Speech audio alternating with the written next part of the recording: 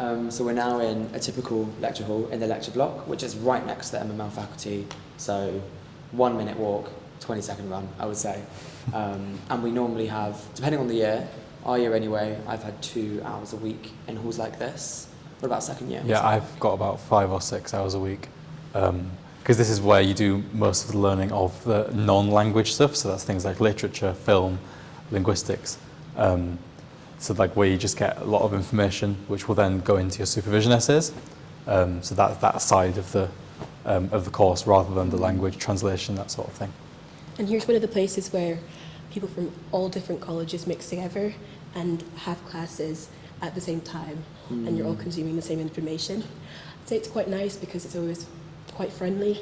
Typically you sit down, someone you don't know is next to you, and you'll have a bit of a chat before the lecture starts, and that's always really, really good. Yeah. And I'd say the good thing about lectures is that you can make the most of it. You can choose what's useful to you and what you take notes on, what you take away for it for your weekly essays, which is really, really good. Yeah, and all the lectures are so different, obviously based on who's giving the lecture, what kind of topic you're doing. Some of them are a bit interactive. You might be asked to answer questions, but there's no pressure because there's usually going to be, up to 100 people in the room.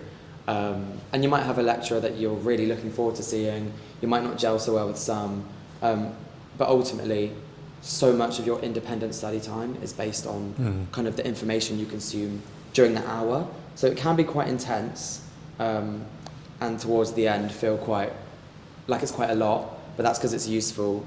I often, during lectures, just go into typing mode because it's a really useful information to take really, really good notes, and then I'll go back to the notes I've taken.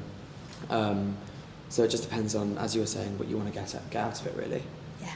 Yeah, and it can be quite intimidating when you're just surrounded by like tens and tens of people just tapping away at keyboards. Yeah. But really, it's everyone works at their own pace, and sometimes lectures are recorded, so you can go back and if you've missed something or if you there's something in particular you want to refresh, you can sometimes go back and rewatch lectures. And it's nice because the moment you leave that intense hour, everyone's chatting. It's so loud because everyone's excited to see each other, and it is a chance to interact with people from the entire year, not just college.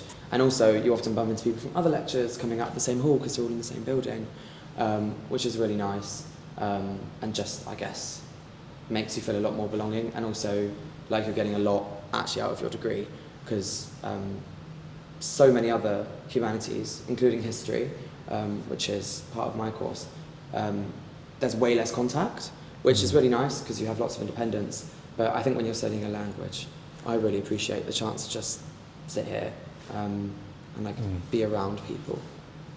And also, MML has so many very different skills. Like linguistics is so different from learning about film, which is so different from learning about poetry, which is so different from maybe more historical subjects.